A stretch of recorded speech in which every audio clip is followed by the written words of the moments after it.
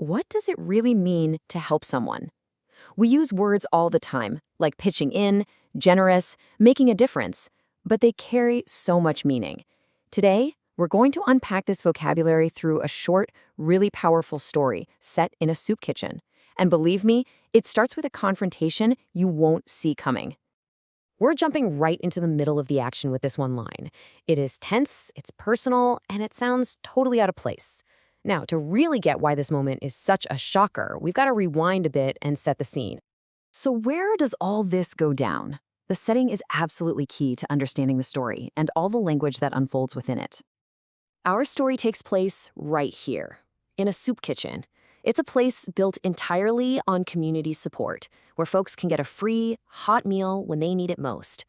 This is the backdrop for everything. Okay, so let's dive into the words people use to describe the act of helping itself. Our story really kicks off with one of the volunteers, Mark, thanking another volunteer, Judy. See, he doesn't just say thanks for helping.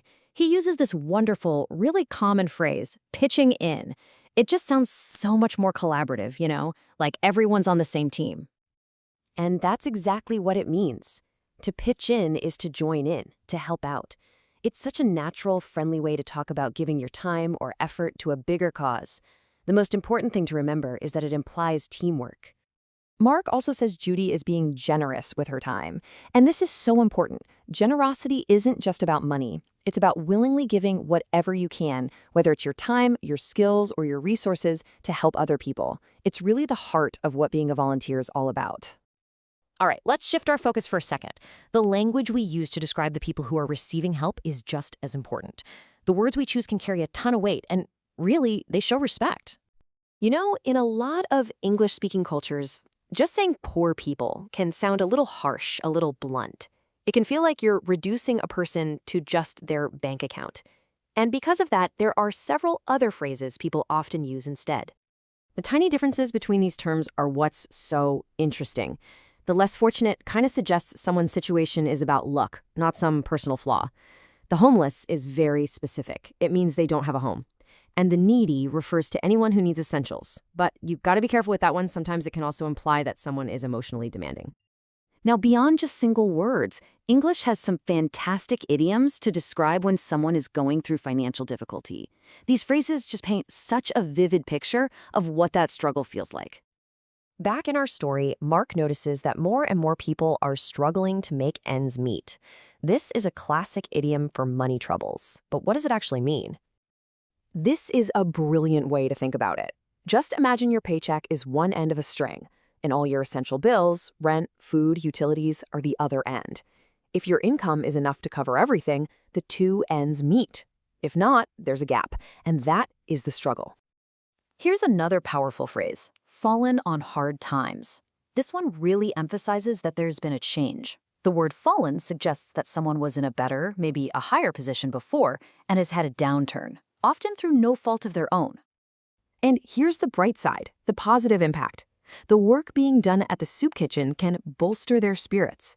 To bolster something means to support it, to strengthen it. A good meal isn't just about feeding a person's body. It lifts their mood and makes them feel seen and cared for. And this gets us right to the core motivation, the real reason people volunteer. It's not just about chopping vegetables or washing dishes. It's about having an impact. It's about feeling like what you're doing actually matters. This line from Judy just captures it perfectly, that feeling that she's making a difference. This is honestly one of the most common and powerful phrases you'll hear when people talk about doing good in the world.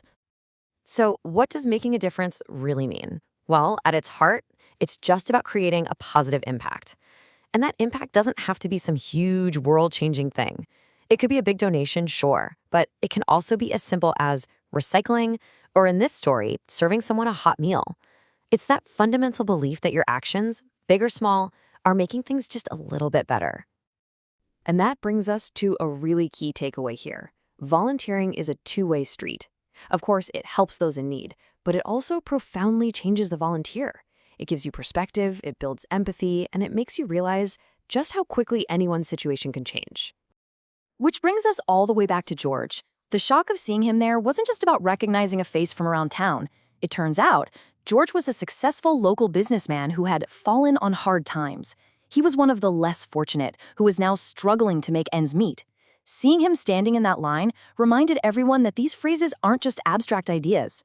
The words we choose matter because they describe real people with real stories we might not know. They shape how we see the problem and, ultimately, how we see our shared humanity in finding the solution.